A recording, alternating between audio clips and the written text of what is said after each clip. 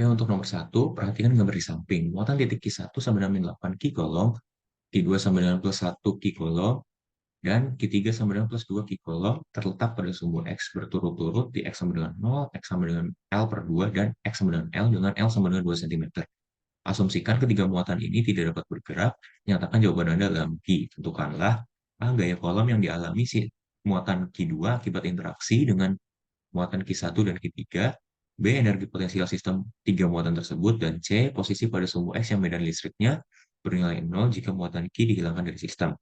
B, untuk menentukan gaya yang dialami muatan 2 digunakan hukum kolom untuk gaya di mana F sama dengan 1/4 Pn0, yaitu ini adalah konstanta kolom, dikali Q1 dikali Q2 per R kuadrat. Nah, konstanta kolom ini bernilai 8,99 dikali 10 pangkat 9 Newton meter kuadrat per kolom kuadrat.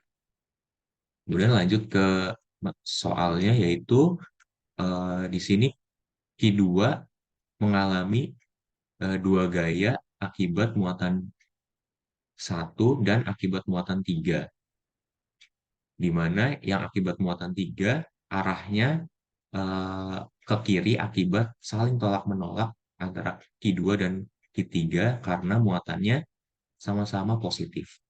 Kemudian gaya akibat Q1 arahnya ke kiri karena Q1 dan Q2 saling tarik-menarik karena muatannya berbeda, di mana Q1 itu muatannya negatif dan Q2 muatannya positif. Kemudian didapatkan persamaan untuk gaya total yang dialami oleh muatan 2, yaitu gaya akibat muatan 1 ditambah gaya akibat muatan 3. Kemudian tinggal masukkan ke hukum kolomnya, yaitu untuk muatan akibat muatan 1, yaitu K kali Q2 dikali Q1 per jaraknya antara Q2 dengan Q1, yaitu L per 2, terus dikuadratkan. Kemudian ditambah dengan gaya akibat muatan 3, yaitu K dikali Q2 dikali Q3 per jarak antara Q2 dan Q3, yaitu L per 2, dikuadratkan. Kemudian disederhanakan menjadi K Q2 per L per 2 kuadrat dikali Q1 plus Q2, plus Q3. Kemudian masukkan angkanya, konstantanya 8,99 kali 10 pangkat 9 Newton meter kuadrat per kolom kuadrat, Q2-nya yaitu 1 Q kolom, kemudian L-nya 2 kali 10 pangkat min 2 meter, kemudian dibagi 2 dan dikuadratkan, kemudian Q1-nya 8 Q kolom dan Q3-nya 2 Q kolom. Kemudian didapatkan hasilnya yaitu 8,99 kali 10 pangkat min 14 Q kuadrat Newton, dan arahnya ke arah kiri. Kemudian lanjut ke poin B. Energi potensial akibat muatan dapat diperoleh dengan hukum kolom di mana U sama dengan K dikali Q1 Q2 per R. Sehingga untuk menjawab soal ini, energi potensial dari sistem tiga muatan tersebut adalah penjumlahan dari energi potensial akibat muatan 1,2 ditambah dengan energi potensial akibat muatan 1,3 ditambah dengan energi potensial akibat muatan 2 dan 3. Kemudian masukkan eh, hukum kolom di mana eh, energi potensial akibat muatan 1,2 K dikali Q1 Q2 per L per 2, jarak antara Q1 dengan Q2 adalah L per 2, sehingga dimasukkan L per 2, kemudian ditambah dengan eh, energi potensial dari Q1 dan Q2, Q1 dan Q3, yaitu K dikali Q1 kali Q3 dibagi dengan jarak antara Q1 dan Q3, yaitu L, kemudian ditambah dengan energi potensial dari eh, akibat muatan Q2 dan Q3, yaitu K dikali Q2 dikali Q3 per jarak antara Q2 dan Q3, yaitu L per 2. Kemudian disederhanakan menjadi seperti ini, kemudian dimasukkan dengan angkanya, yaitu K-nya adalah 8,99 kali 10,9 Newton meter kuadrat per kolom kuadrat, dibagi dengan L-nya yaitu 2 dikali 10 pangkat min 2 meter kuadrat. Kemudian 2 dikali 8 kali Q kolom dikali 1 Q kolom, kemudian ditambah dengan 8 Q kolom dikali 2 Q kolom, ditambah 2, 1 Q kolom dikali 2 Q kolom.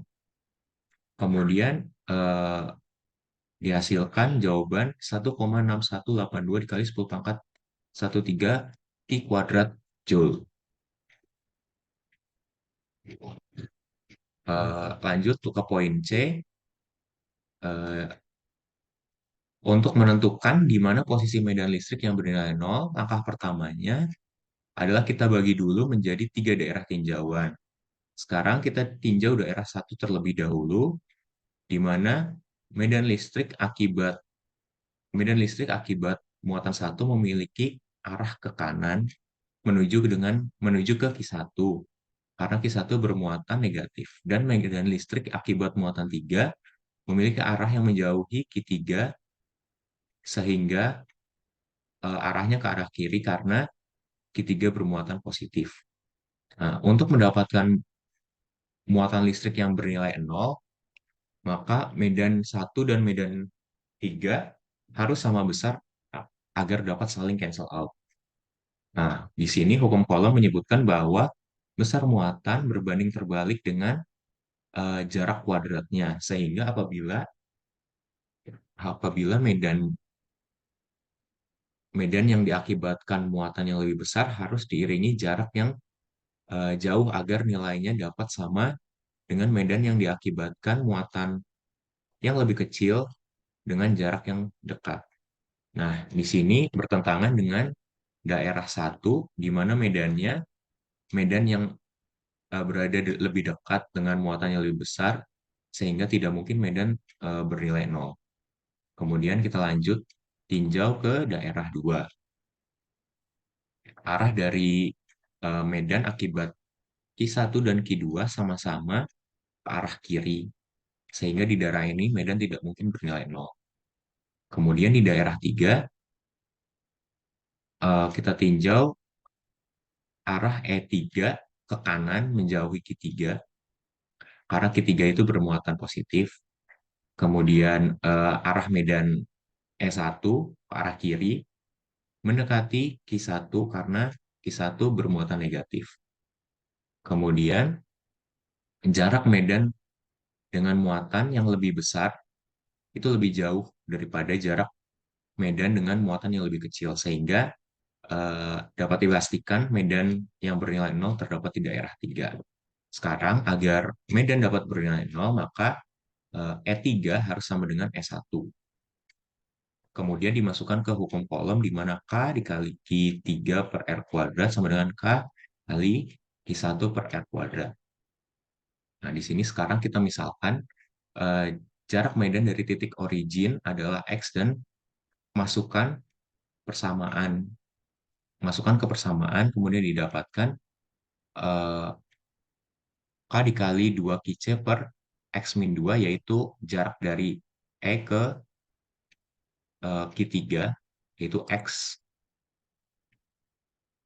X dikurangi 2, kemudian sama dengan K dikali min 8 Qc per X.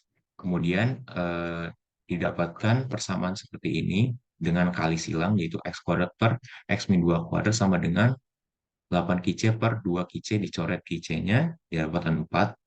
Kemudian eh, diakarkan kedua ruasnya, sehingga didapatkan X per X min 2 sama dengan 2, kemudian X sama dengan 2X min 4, kemudian X sama dengan 4 cm. Jarak, sehingga jarak dari titik origin ke medan yang bernilai 0 adalah 4 cm. Terima kasih.